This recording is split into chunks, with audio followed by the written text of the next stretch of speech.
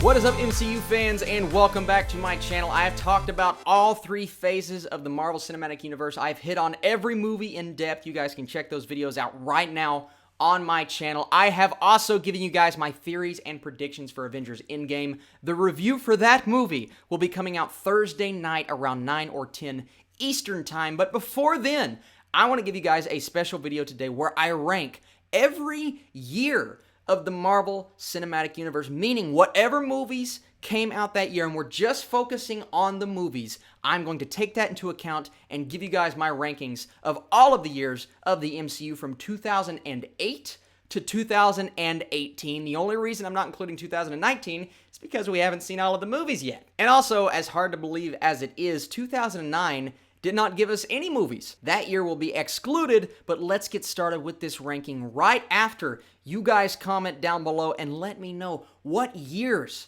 are your favorite from the MCU. And if you have seen all of the movies, I would love to see your rankings. That would be awesome. Share your thoughts in the comments section down below. Be sure to check out my Letterboxd page where I have all of the movies in the MCU ranked on there. And I have been going back this week and rewatching all of the films, as well as my Twitter page, because as soon as I see Endgame, I'm going to be giving you guys my reaction immediately. But we're not talking about that. We are ranking the years. And let's get started with the first year on this list. This was probably the easiest year to rank for me. The years that only brought us one movie. It's going to be hard to compete with the years that brought us like 3 really good movies in the MCU. But Iron Man 2 came out in 2010, and as I always say, Iron Man 2, it's not my favorite movie in the MCU. It's very choppy. There are elements that I don't like, and it's just hard to compete with those other years when you bring us one movie. Let's move on to number 9. My number 9 is 2013. Now, I know a lot of people are huge fans of Iron Man 3. I like Iron Man 3. I'm not the biggest fan, but it also brought us Thor: The Dark World. That is a year where 2 mediocre movies in the MCU came out, and when comparing it to the other years in the Marvel Cinematic Universe, it just doesn't stack up. Now, box office-wise, Iron Man 3 made a ton of money, and Thor: The Dark World didn't do too shabby. I'm just not the biggest fan of those two films, especially Thor: The Dark World, which is probably, spoilers for my ranking, my least favorite movie in the MCU. Next up, and I know this seems low, especially being the year that Ant-Man came out. This is 2015, and I hate to put this low on this list. It's just a testament to the rest of the MCU, which is completely awesome. But this year gave us a sequel to Avengers in Age of Ultron that was just a tad bit disappointing. Now, I like both of these films. I almost love Ant-Man, so I really enjoy the movies that came out in 2015. But when you're comparing to the other years, it's just really hard to put it above my next entry. And my next entry is 2011. Now, let me explain myself, because this was very hard to put above 2015 because I love Ant-Man so much. But I love Ant-Man about as much as I love Captain America: The First Avenger, and then I think Thor is like 2 movies better than Age of Ultron, so I had to go back to my MCU ranked movies, and I had to do this in my head and say, okay, which movies are where, and why would I put this above this? That's really the only reason why I put it above 2015, but 2011 was a really solid year that gave us foundations for the characters, 2 of the OG Avengers that we know now, with 2 really solid movies, Captain America: The First Avenger and Thor. While they have their issues, I do think they're really fun to rewatch. They definitely feel like Phase 1 movies, but back then, that wasn't necessarily a bad thing. Coming in at number 6 is 2008. This gave us 2 movies in the MCU. One is The Incredible Hulk, which I think has really good moments, but it is a movie that people tend to forget about. A lot of that has to do with Mark Ruffalo not being the Hulk in this movie. That is Edward Norton, but it also gave us Iron Man, and that is the reason why it's so high on this list, because Iron Man gave us the MCU. Without that movie, without that character, without that casting, without that director, Jon Favreau, we never would have had anything else in this universe. So we really can say it's because of Iron Man we have the Avengers, and we have Infinity War, and we're going to get Endgame. It was a really good year for the MCU. It gave us a solid foundation for 2 very important characters, and that's why it's so high up on this list. And even though this is number 5, you have to be impressed with the fact that this is so high up on my list, because this only gave us 1 movie. But this movie was so important, not just to the MCU, not just to Marvel. For superhero movies in general, this was the Avengers. This was the first time we have seen other films build up to one giant film even though they were not technically sequels to each other, we've never seen anything like this in our lives before this. And the fact that this movie was so good, was so entertaining, was so well directed by Joss Whedon,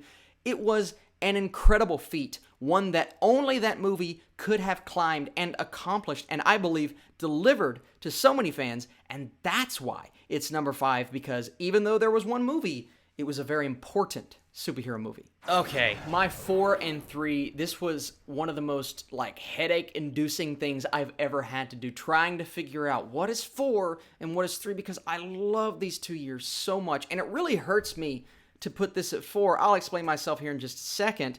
I'm putting 2016 at number 4, even though I have Civil War, which is one of my favorite movies in the MCU, and Doctor Strange, which is an origin story that I really enjoy watching. The reason why this is above all of these other years is because this was a very important year. This was a year when all of our heroes came together, but they fought each other. They weren't on the same team, and the Russo brothers delivered on that film, and then you go from this giant Captain America-led movie to this smaller story with a character that not a lot of people knew about except for fans of Doctor Strange in the comics, and it delivered on the psychedelic aspects, on the horror aspects, and there are a lot of massive fans of Doctor Strange. There are a lot of people that don't love the movie, but people like my wife, it's her favorite standalone individual Marvel film, and that's a very impressive thing as well. And the reason I slightly put 2017 above that is because, one, it has a bit of an edge. There were 3 movies that came out in this year: Guardians Volume 2,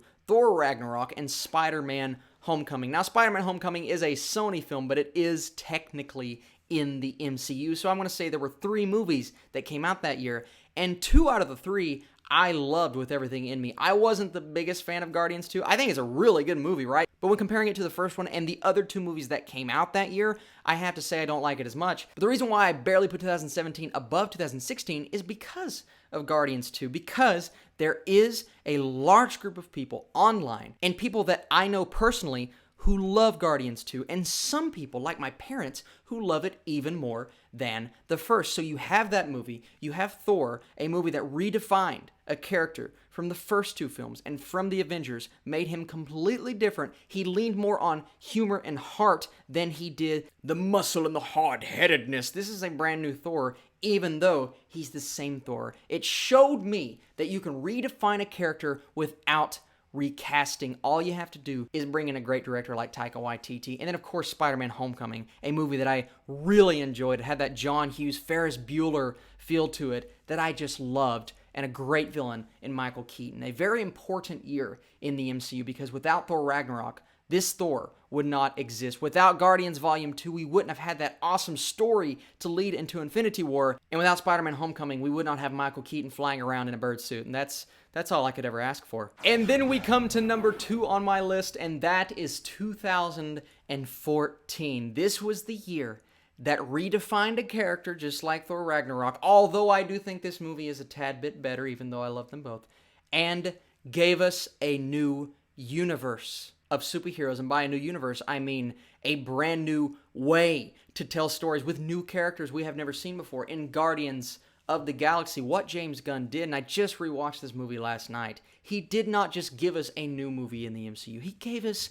a new realm to explore with brand new characters. You can bring in, you don't just have to stick to our team, you can bring in literally anyone from the universe and make them a Guardian of the Galaxy. And it was so fun, so entertaining. The soundtrack, the score, all of it works so well.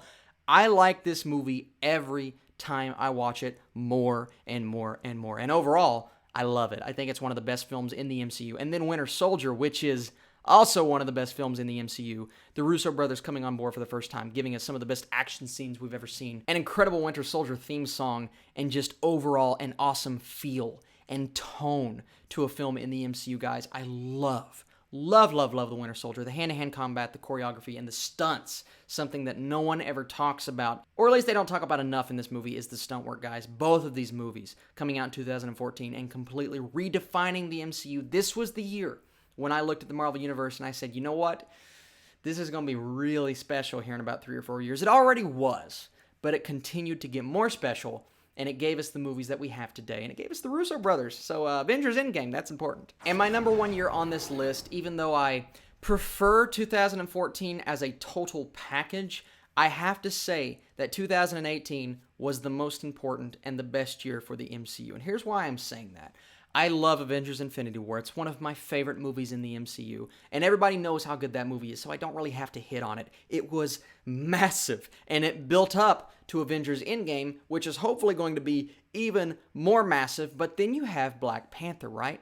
And a lot of people have their qualms and issues with Black Panther, and a lot of people don't think it should have been nominated. But it was nominated, right? And being the first superhero movie in history to get nominated for something that prestigious, even though the Oscars sometimes, they tend to piss me off a little bit. But Black Panther being nominated was really awesome because superhero movies are now taken seriously. After Logan got nominated for screenplay, even after Heath Ledger for his Best Supporting Actor win, it should have been more serious then. It is more serious now. And I think Black Panther getting nominated could possibly open the door for another MCU film with less of a political feel to it. And I know Black Panther wasn't political because I don't think it pushed an agenda, even though other people will argue me on that. I just think Black Panther was an awesome movie. Do I believe it should have been nominated over Infinity War?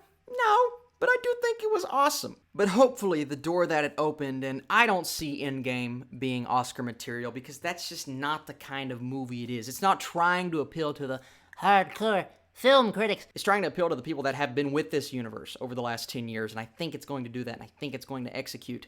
But the door is open, Endgame, so if you want to come in swinging, man, if you have that high Rotten Tomato score and critics are loving this movie, I wouldn't be opposed to everybody nominating this for Best Picture. Just saying, give me that Lord of the Rings treatment, even though they're two different films. Come on, baby. And those are the reasons why I think 2018 has not just been the best, but the most important year in the Marvel Cinematic Universe so far. And oh yeah, Ant-Man and the Wasp, that came out last year too. It kind of adds on to its already really good resume. I don't think it's the perfect movie in the MCU, but it was really fun. It was a nice refresher from what we just got in Infinity War. 3 solid to great movies in 1 year. Yeah, that's impressive. And that is why 2018 is not my definitive #1 year, because 2014, you're very close, but it's #1 on my list. I want to see your all's lists. Tell me, what was the best year in the MCU so far? What was the worst year? Which ones were mediocre? I would love to see your comments down below.